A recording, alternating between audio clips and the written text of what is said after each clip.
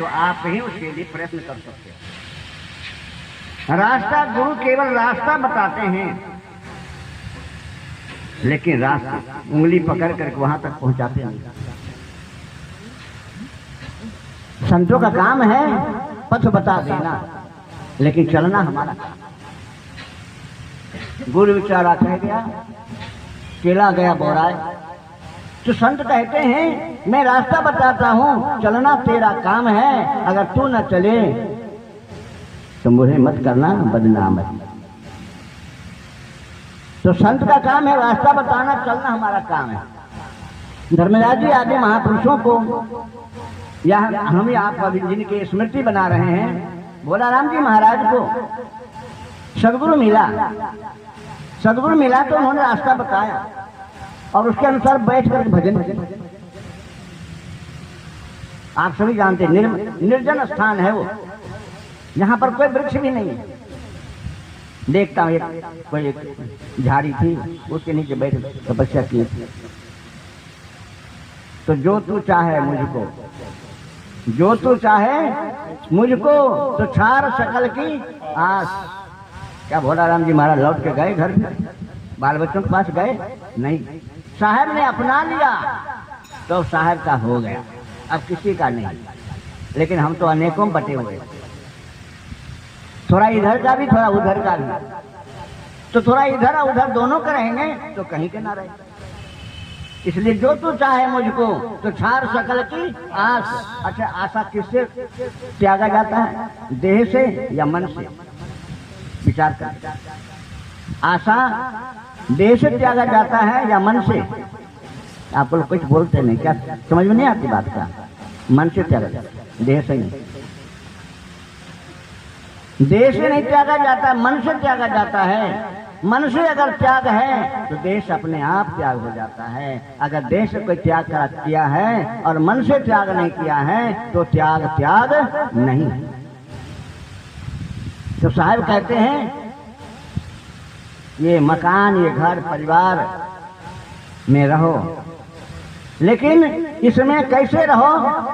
तो साहब ने कहा जल कमल बत। जल कमल, जल में कमल रहता है, आप सभी जानते हैं या देख लीजिएगा। जल के ऊपर 1 इंच कमल का फूल होता है ऊपर। जिस दिन वो कमल का फूल हम सटा देंगे जल में तो फूल गल जाएगा। लेकिन वो जल के कीचड़ से ही, उस कीचड़ से ही जल का जीवन चल रहा है। लेकिन जल में अगर वो कीचड़ में अगर वो कमल सट जाएगा, अगर चिपक जाएगा तो कमल का पतन हो जाएगा। विशेष कहने की बात नहीं। त्याग जो होता है, त्याग मन से होता है, शरीर से त्याग। साहब कहते हैं सुनिए सबकी अनिवेरिये, विजय याद नहीं क्या आपने? सुनिए सबकी निवेरिये अपनी, सिंदूर का सिंधोरा जपनी की जपनी।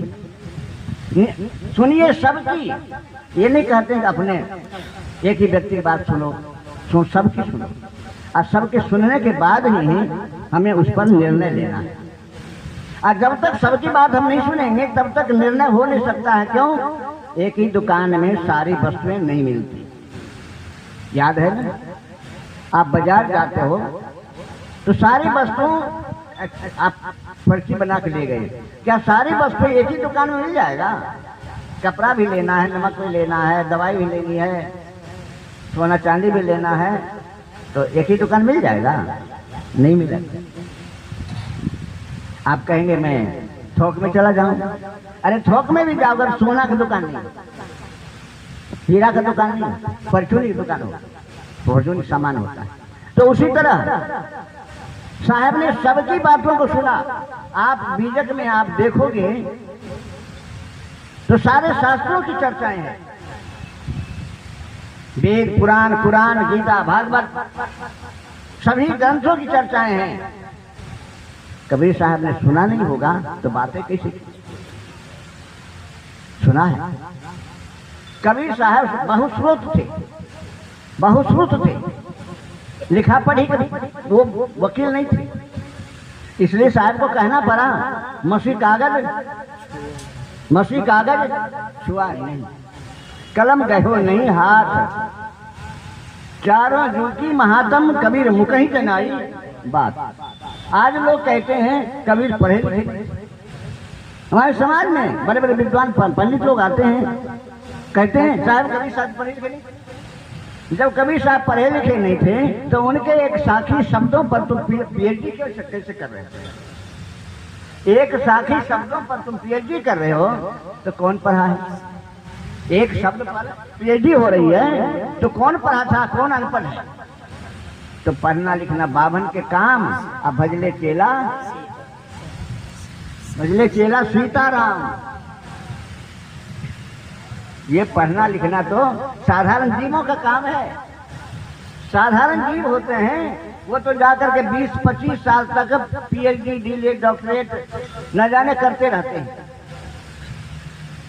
कबीर साहब कितने दिन जाकर के रामानंद स्वामी के कक्षा में जाकर पढ़े थे? नहीं पढ़े। वो तो अब अभिगत से चली आए हो, संतों कोई भेद मरम नहीं तो आए। आप सभी जानते भजन बहुत प्रसिद्ध है। तो जो प्राणी संसारिक जीव होता है उस प्राणी के लिए संसार के पास जाकर के शिक्षा लेनी पड़ती है, लेकिन जो स्वयं ही अवगत से आया है, जहां की गति कोई जान नहीं सकता।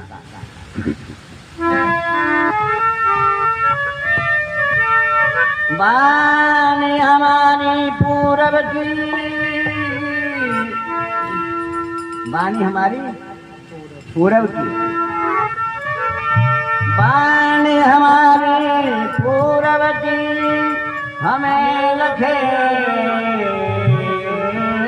ना कोई, हमको तो सोई लखे दूर पूरब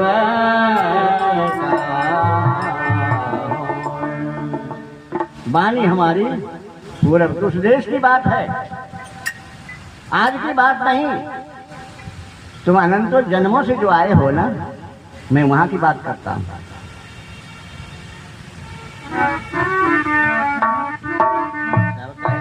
कागज की लेखी मैं कैसा आखन की देखी, सब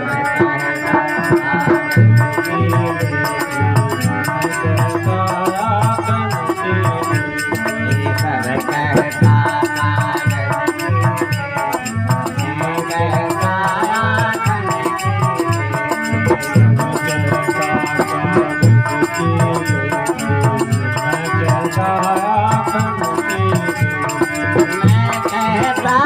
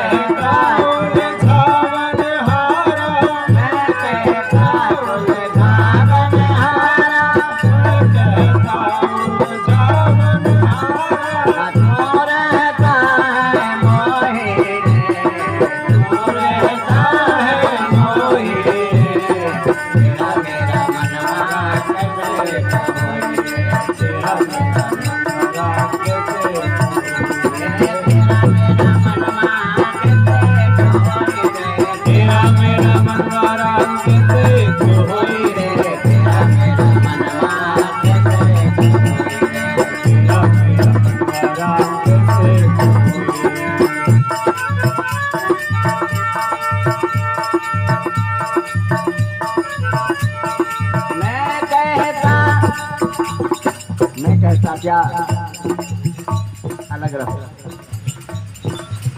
मैं कहता सुलझावन हारा, मैं कहता सुलझावन हारा, मैं कहता सुलझावन हारा, मैं कहता सुलझावन हारा। तू तो रहता मोही रे, तू रहता उलझाई रे, मनमा कैसे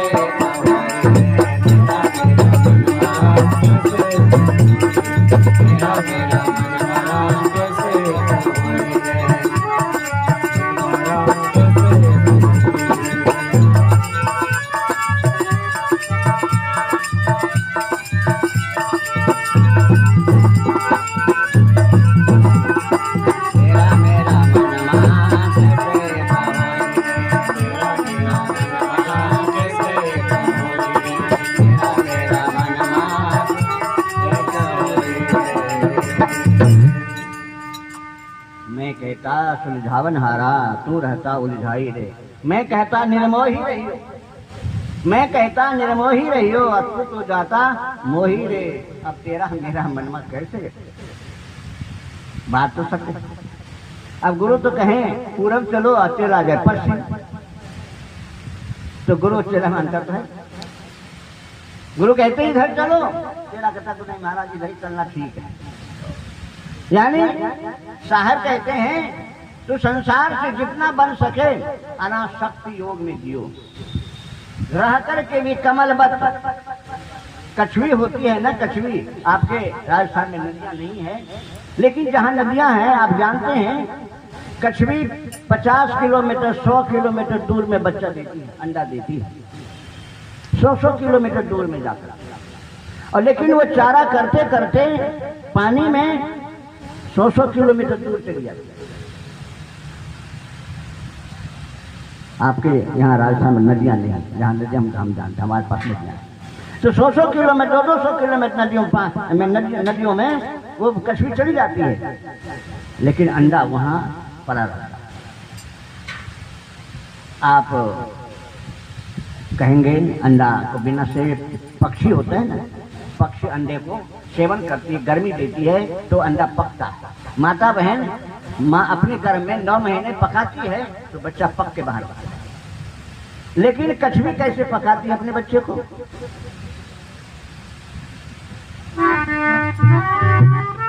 सुरती से देख ले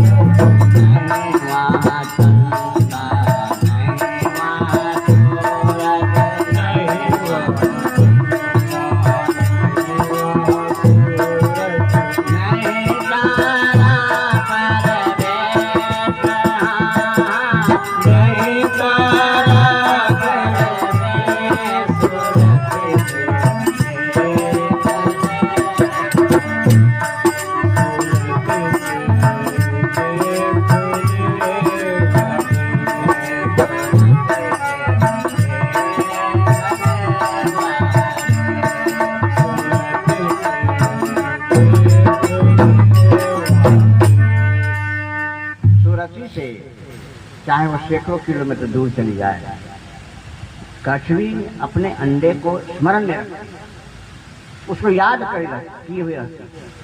और जिस क्षण कछुई अगर मर गई, किसी ने मार दिया, तो हजारों अंडे हैं ना वो सड़ जाए। अब देखो उसकी सुरक्षित टूट गई, कछुई की सुरक्षित टूट गई और अंडा का यहाँ सर्ण हो गया। जब तक कछुई जिंदी है तब तक वो अंडा यहाँ फलता रहे, फूलता बड़ा होता रहे। चाहे वो 10 दिन के बाद भी आएगी ना अपने जगह पर, तो उसे अंडा फूटा हुआ मिलेगा। तो साहब कहते हैं जिस प्रकार कछुई अपने अंडे पर सुरक्षित रखती है, भले वो कितनों किलोमीटर चली जाए, दूर से दूर दराज में चली जाए, लेकिन जिस प्रकार वो अपने सुरक्षित से अंडों को पालती है, उसी प्रकार हमारा भी ध्यान कमल ऐसा ही होना चाहिए।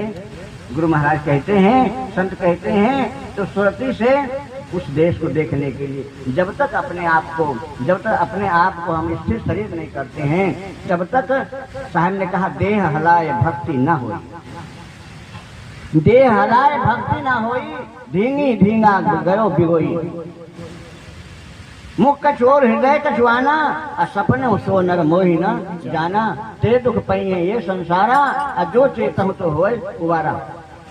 साहब कहते हैं देह हलाए भक्ति ना हो, यानी नाच कान करने से साहब कहते हैं ये तुम्हारे भक्ति नहीं बन सकते। क्यों कि पानी जब तक स्थिर नहीं होती है तब तक उसमें अपना प्रतिबिंब नहीं दिखता है। पानी जब तक हिलता रहेगा, डोलता रहेगा, लाख जतन करके मर जाओ, अपने प्रतिबिंब उसमें नहीं दिखेगा। लेकिन जब पानी स्थिर हो जाए, चाहे थाली में पानी को न रखा हो, चाहे बड़ी से बड़ी परात में रखा हो, टब में रखा हो, जब तक पानी स्थिर नहीं होगा तब तक अपने प्रतिबिंब को हम देख नहीं सकते। प्रतिबिंब क्या है? जो प्रतिबिंब आप देखिए, आप तो हुनमा सोए, जो दर्पण प्रतिबिंब देखिए, जो दर्पण प्रतिबिंब देखिए, आप तो हुनमा सोए, या तत्व वा तत्व है, या ही से वा होए। आप दर्पण में देखते हैं, आपका चेहरा दिखता है ना दर्पण में, क्या आप सत्य हैं या दर्पण का जो चित्र है वो सत्य है? कौन सत्य है? दर्पण में प्रतिबिंब आपका है वो सत्य है या आप सत्य हैं? आप हट जाएंगे ना, दर्पण का प्रतिबिंब खत्म। लेकिन दर्पण को प्रतिबिंब को हम फोड़ भी देंगे, दर्पण प्रतिबिंब को, प्रतिबिंब दर्पण को फोड़ भी देंगे तो हम तो शाश्वत हैं, हम दृष्टा है, दृष्टा स्वरूप हम हैं और दृश्य वो है। तो दृष्टा सत्य है और दृश्य और दर्शन दोनों असत्य है।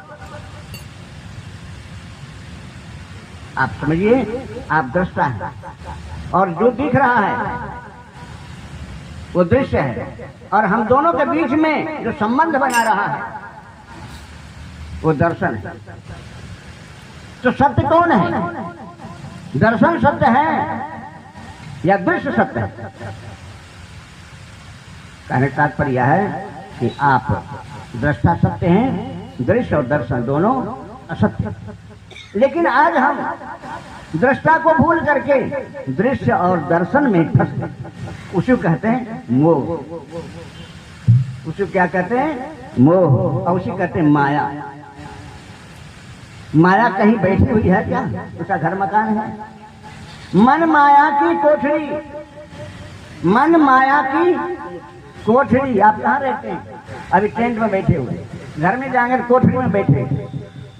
तो तो आप और आपके कोठरी अलग है या आप ही कोठरी हो? कोठरी आप हो, आप कोठरी नहीं। न कोठरी आप हो, न कोठरी आप हो, न कोठरी आप कोठरी नहीं। तो जिस प्रकार कोठरी में हम रहते हैं और कोठरी में से हम निकल भी जाते हैं। ये पंचभौतिक काया पांच तत्व का पुतला मानुष हरिया नाम, एक कला के बिछड़े विकल हो सब ठाम। साहब ने कहा पांच तत्व के भीतरे, पांच तत्व के भीतरे, भीतर में क्या है? गुप्त वस्तु स्थान। अब उसी को तलाशने के लिए सत्संग में आते हैं, गुरु के पास जाते हैं, मठ मंदिरों में जाते हैं। जिनको मिल गया उनका जीवन सफल है, ना मिला तो जिंदगी भर भटकते। तो मन माया की कोठरी, तन संशय का कोट, तन संशय का कोट, विषहर मंत्र माने नहीं, काल सर्प की चोट। आगे साहब ने कहा अरे मन माया तो एक है, मन माया तो एक है, मन माया तो एक है, माया मन ही समाए, माया मन ही समाए, तीन लोग संशय परी में काय कहूं समझाए। अब यहाँ कोठरी और कोठरी में रहने वाला, तो माया कहाँ रहती है? कहाँ रहती है? अरे मन में रहती है, मन में माया है। अब मन से माया को निकालें तो माया का अस्तित्व है कहाँ? है कहाँ? हमने मान लिया है इसलिए माया है। मैंने पहले कहा मां यानी नहीं, मां यानी नहीं, या मतलब है जो नहीं है वो दिख रहा है, और जो नहीं, जो है वो नहीं दिख रहा, जो नहीं है वो दिख रहा है, और जो है वो नहीं दिख रहा है, जो नहीं है वो दिख रहा है। ये संसार दिख रहा है, देह दिख रहा है, क्योंकि ये नहीं है, दिख रहा है। इसलिए आप समझ सकते हैं ज्ञान विवेक के तराजू पर तोल करके दर्पण में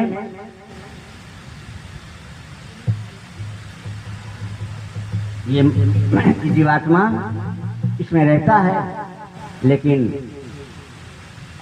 मुसाफिर खाने की बात, जैसे कि मुसाफिर खाने में, घर में, मकान में हम रहते हैं, लेकिन मकान तो रह जाता है पर हम नहीं रहते। उस मकान में हमारे कितने पूर्वज गुजर गए। एक कहानी है छोटी सी, कबीर साहब जब बलक शहर गए, कहाँ? अफगानिस्तान, जहाँ पर कबीर साहब के अनुयायियों को और अन्य संत महात्माओं को, हजारों संतों को बलक शहर का बादशाह कैद में कर रखा, कैद कर रखा। आप सभी जानते, उसको संक्षिप्त में कहना चाहते। संत लोग पुकार रहे थे, हे प्रभु हम तो आपके आश्रित जी रहे हैं, लेकिन ये बादशाह ने हम सबको क्या कैद कर करके क्या दुख दे रहा है। अगर कोई संसार में कोई हो, जगत में कोई हो, तो हम सबको बचाओ करो। कहा गया है श्रद्धा और प्रेम और विश्वास से अगर किसी को याद करते हैं तो लगन एक ऐसी चीज है, लगन लगे बिना काजना सरी हो, चाहे जो कोट सिराई, गुरु से लगन कठिन है भाई। लगन लगना ही बड़ा मुश्किल है, लगन लगे बिना काजन सरी, लेकिन लगन में नहीं लगता है। बरसों बरसों से हिंदू मुसलमान के संतगण उसको तत्काल पड़े, और ऐसे रोटी नहीं मिलता था, उनको चक्की पीसनी पड़ती और तब रोटी मिलती थी। अब उस परिस्थिति में सभी संतों ने कहा अरे हम लोग तो फंस गए, जिस खुदा का नाम लेते हैं, जो राम का नाम लेते हैं, जो गुरु का नाम लेते हैं, गुरु तो बचाने आया नहीं। बरसों बरसों बीत गया, क्या सच में गुरु है कि नहीं, कोई परमात्मा है कि नहीं? तो कहा ऐसा करो हम सब मिल करके उनके प्रार्थना। देखो ये है ना, ये आप अनेक अपराध कर दो और एक बार ये हाथ आप लो, तो शायद मैं समझता हूँ अपराध क्षमा कर दिया।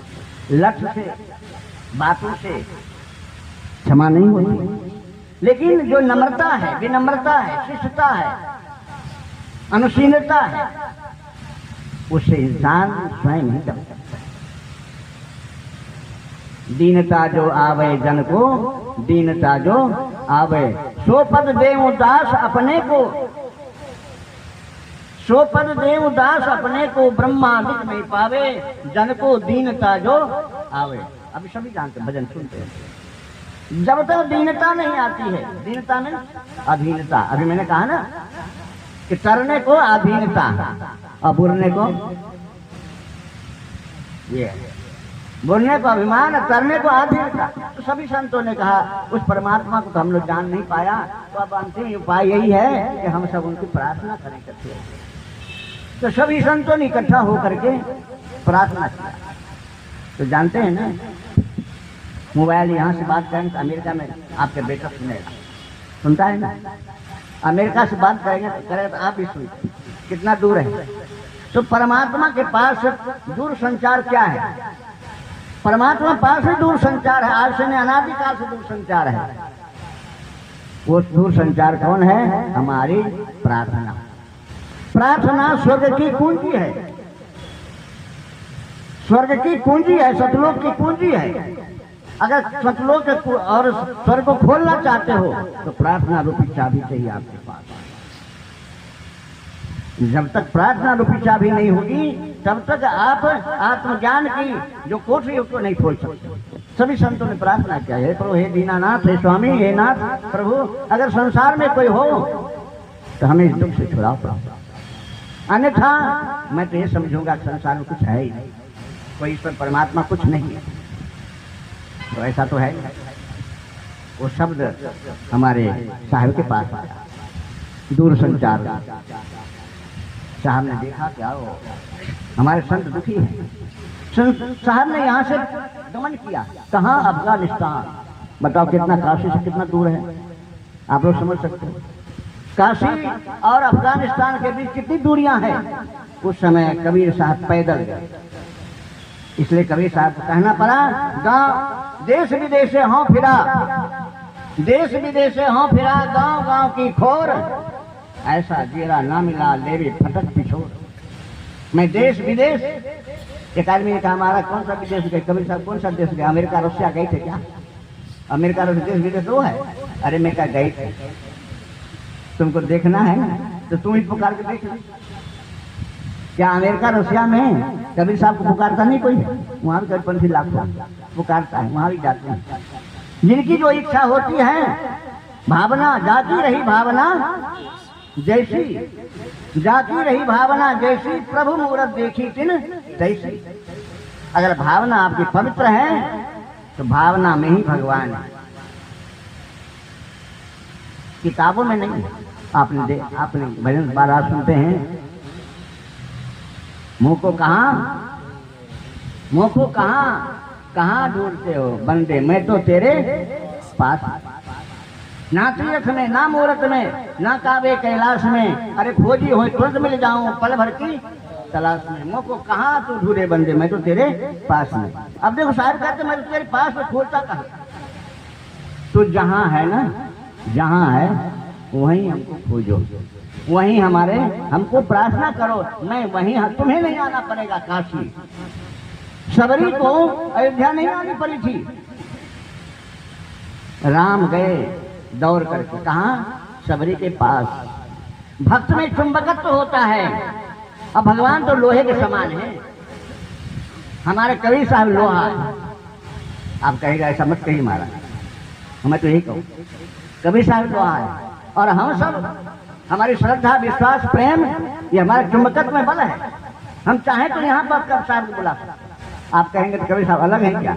अरे अलग तो नहीं है, लेकिन अनुभव कर सकते, अनुभव ही कवि साहब। जहाँ अनुभव हो गया, जहाँ अनुभव हो गया वहीं साहब विराजमान है, विद्यमान है। इसलिए साहब का मुंह को कहाँ ढूंढे बंदे, मैं तो तेरे पास में। न काबे न कैलाश में, नहीं योग संन्यास में, इतना तक योग संन्यास में कहा नहीं, ना तीर्थ में, ना मूरत में। तो अंत में क्या कहा? खोजी हो तो तुरंत मिल जाऊं, खोजी हो तुरंत मिल जाऊं पल भर की तलाश में। कहीं कबीर सुनो संतो, अंत में क्या कहा? खोजी हो ये तुरंत मिल जाऊं, मैं तो हूँ विश्वास में, मैं तो हूँ विश्वास में, मुझको कहाँ तू ढूंढे बंदे, मैं तो तेरे पास में, मुझको कहाँ तू। मैं तो हूँ विश्वास, लेकिन विश्वास ही नहीं करता है। अरे दूध है, 100 मन दूध आपके पास है, अगर जामन नहीं आपके पास, क्या दही मालूम है ताकत? 100 मन दूध है, लेकिन जामन एक कटोरी नहीं आपके पास, आप दही नहीं जमा सकते। तो दही क्या है? आस्था, विश्वास, प्रेम। आस्था, विश्वास, प्रेम रूपी जामन होनी चाहिए हमारे पास, तभी वहां दही जम सकता, अन्यथा दही नहीं जमेगा। बशर्ते जामन का अस्तित्व कम है, थोड़ा है जामन, और दूध की बहुतायत बहुत है, तो जमाने में भी समर्थ है थोड़ा सा जामन, और फाड़ने में भी समर्थ। क्या है? उसको फाड़ने में भी समर्थ है। थोड़ा सा इमली का, इमली डाल दो थोड़ा सा, तो 100 मन दूध बटोर के टिपके किया विनाश, 100 मन दूध बटोर के टिपके किया विनाश, अरे दूध फाट कानी हुआ घृत का नाश। 100 मन दूध को फाड़ने के लिए इमली किलो 2-4 किलो नहीं रखना पड़ता, एक पाव 100 ग्राम इमली काफी है। यानी अपने अंदर में जो हमारे विचार भावना से नहीं मिलते हैं, उनके पास मत बैठो, क्यों? कि वो इमली है। इसलिए कहा, कब होने कियो संग और साथा, ऐसे जन्म गमायो आशा। कब होने कियो तुम्हें संग और साथा, तुम्हें संग साथ ऐसे तो नहीं किया, और ऐसे जन्म गमायो, बेकार जीवन बिता दिया। तो कहा फिर क्या होगा? बहुरी न पई हो, बहुरी न पई हो ऐसो थाना, साधु संगते तुम नहीं पहचाना, बहुरी न पई हो ऐसो थाना, साधु संगते तुम नहीं पहचाना, अब तो रहो नरक में वासा निस्दिन। कहाँ? अब देखो ये पॉइंट है, भजन का सार है ये, समझा? भजन याद मत करो। निस्दिन बसाऊं लवार के पासा, लवार मतलब बोलता कहता तो बहुत है, करता नहीं। कहता तो, इसलिए साहब ने एक शब्द कहा, कहता तो बहुते मिला, कहता तो बहुते मिला, कहता मिला न कोई, अरे सो कहता वही जान, जो न कहता होय। इसलिए बाजन दे बाजंतरी, बाजन दे बाजंतरी, कल को कहीं मत छोड़, तुझे बिरानी क्या परी, तू अपनी आप निवेद बंदे कर ले, आप निवेरा अपनी आप निवेद, अपनी आप निवेरा कर ले। दुनिया के पीछे चटाने के पीछे क्यों पड़ा है? अरे कुत्ते की पूछ कभी सीधी नहीं। रामकृष्ण, कबीर, सूर, मीरा, रैदास, धना, पीपा, प्रहलाद कहते कहते चले गए, दुनिया आज वहीं पर। जो चेतने वाले थे वो चेत गए, जो न चेतने वाले थे तो पाहन में क्या मारिए चौको तीर नसाए। जैसे गोली गुमज की नीच परे ठहराए, कैसा हृदय मूर्ख का शब्द नहीं ठहराए। इसलिए ठेकेदारी मतलब जाने का। साहब कहते ठेके तो नहीं हो कि मैं तुमको, एक आदमी आया मेरे पास, कहता है कि महाराज आप संत हैं? मैं कहा संत तो नहीं हूँ, संत हूँ नहीं, बनने की कोशिश करता हूँ, होने की कोशिश करता हूँ। नहीं नहीं नहीं नहीं, लोग तो कहते हैं संत। आप अगर संत हो ना, तो हमारा पति है ना शराब पीता है, उसको हमारा पति कहता है तेरा गुरु अगर सच्चा है ना, तो हमको शराब छुड़ा दे, हमको बाबा जी बना दे, हमको अवगुणों से छुड़ा दे, तो मैं समझूंगा तेरा गुरु सच्चा है, अन्यथा नहीं। अब देखिए, अन्यथा तुम्हारा गुरु नकली है, अगर हमें अवगुणों से छुड़ा दे। अरे भैया, अवगुणों से कौन जो अपने हम उठना नहीं चाहते हैं, हम उठना नहीं चाहते हैं, तो आप कितना उठाओगे? बताओ, आप उठा दोगे हमें तो दोनों बाँह पकड़ कर हम फिर से बैठ जाएंगे, उठा दो बैठ जाएंगे, उठा दो बैठ जाएंगे। तो जो स्वयं चेतना नहीं चाहता है उसको कौन चेताएगा? जो इसलिए जिसको नहीं है बोध, जिसको नहीं है बोध तो गुरु ज्ञान क्या करे।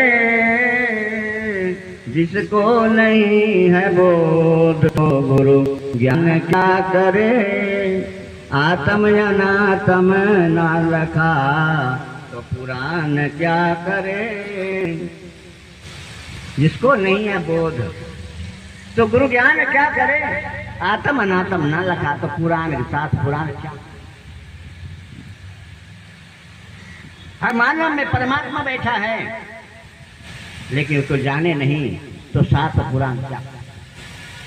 तो साथ कहते हैं वहां आवाज हुई, संतों की आवाज हुई और साहब बलक शहर पहुंचा।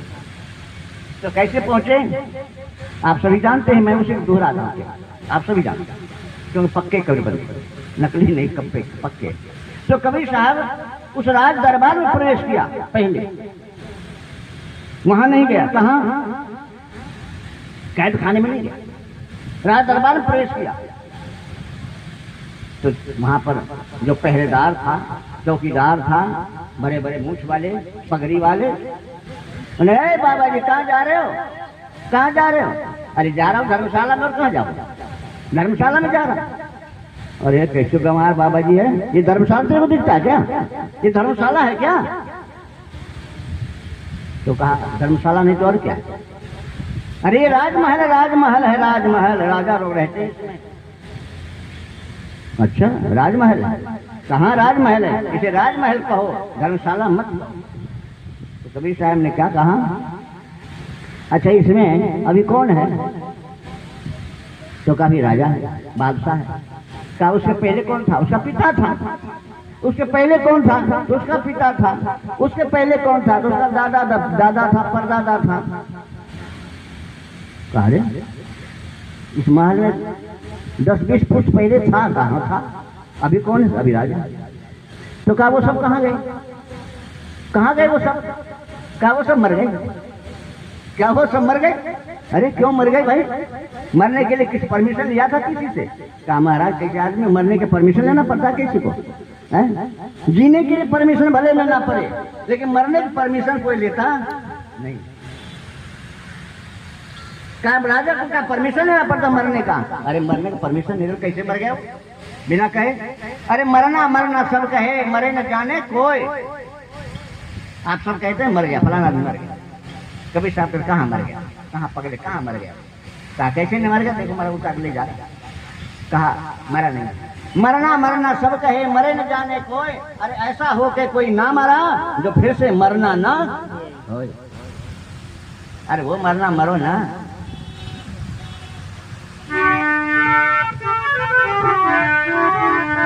हम न मरो मरे हैं संसारा, हम न मरो मरे हैं संसारा, हम न मरो मरे हैं संसारा।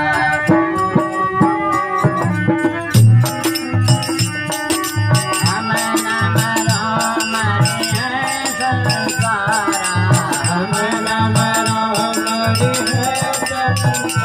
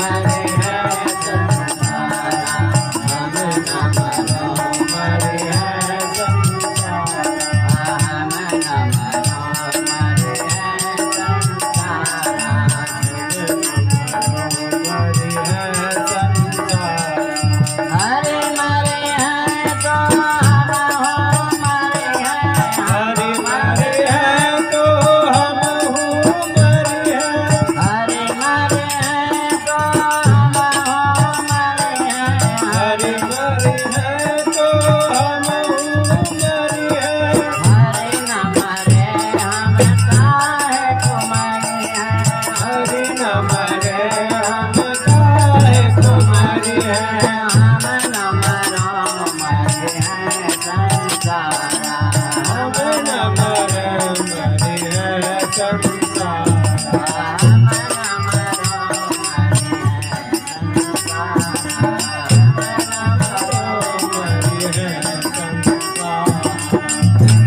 हम न मरो मरी है संसार। साहब कहते हैं हम तुम्हें नहीं मरते। क्यों? अरे मेरे हृदय में हरि है, मेरे हृदय में हरि है। उस राम को रखता हूँ, उस परमात्मा को रखता हूँ। तो जो पहले मरेगा तब तो मैं मरूं, तो वो तो मरता नहीं है, तो मैं क्यों मरूं? आप ये शब्द बड़ा शंकालु है, शंका युक्त है। तो क्या आप नहीं मरते? कोई नहीं मरता, मरते देख रहे हैं, जिंदा मरते इंसान जा रहा है। तो साहब कहते ज्ञान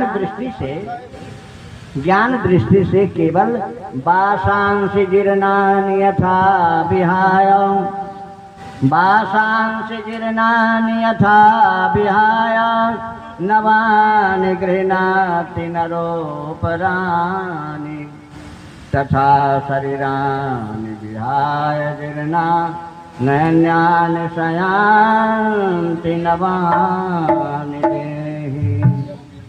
बासांसि जीर्णानि, जिस प्रकार पुराना वस्त्र हो जाता है तो हर इंसान उसको त्याग देता है और नए वस्त्र को धारण कर लेता है।